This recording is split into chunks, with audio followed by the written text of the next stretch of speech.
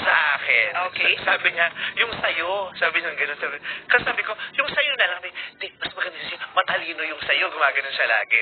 Tapos, gusto talaga namin. Nag-ano na nga ako eh. Nag-consult na ako sa doktor. Pinaplano na nga. Pero when I was told na, but you will have to rest for 3 months. Why? Sa age ko, kailangan healthy yung How aking... old are you? I'm 55. I'm 12 years old now. Pero late year ends for. Okay. I didn't know that, ha? I'm 50. Actually, 49. Pero hindi ito sinasabi, di ba? Kaya, Okay.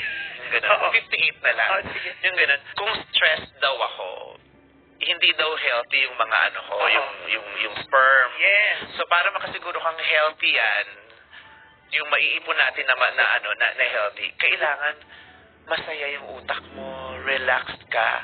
Kung pagod ang katawan mo, yung utak mo pa, pagod, hindi tayo sure. So, Ang hirap naman ng 3 months. kung kita-kita lang rin naman, parang kaya ko namang magpahinga ng 3 months. But I cannot leave Showtime. Hindi dahil sa yung kita ko mawawala.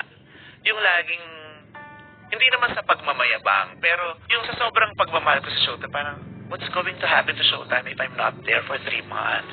Yung nga lang isang linggong wala ako, di ba? Yung nauunawaan ko kung bakit tinatawagan na ako ng management.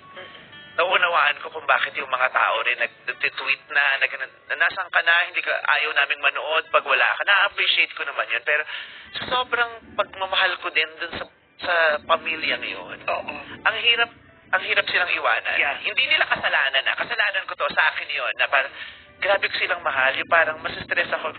Pag wala nga ako sa trabaho, nakamonitor ako eh. Kahit nasa shooting ako ng pelikula, habang nag-shooting, nakamonitor ako. Tapos natawa ko, bakit ganito? Hindi ganyan. Hindi ko talaga siya kaya. Yeah. But if you're gonna choose surrogacy at some point with your own gene, you have to do it. I mean, Yeah. at some point. Yun, kailangan ko talagang magdesisyon at kumbinsihin yung sarili ko na you have to let go Showtime. Huwag naman.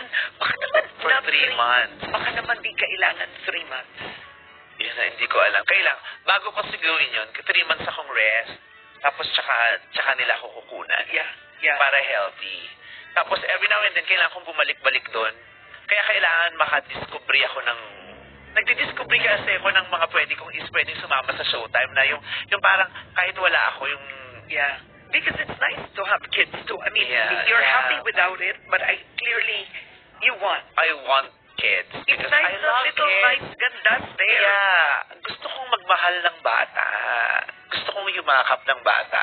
Gusto kong mahalin yung bata. Gusto ko rin tumanggap ng pagmamahal dun sa bata. And adoption, it's not yet in your heart. That's not there. No.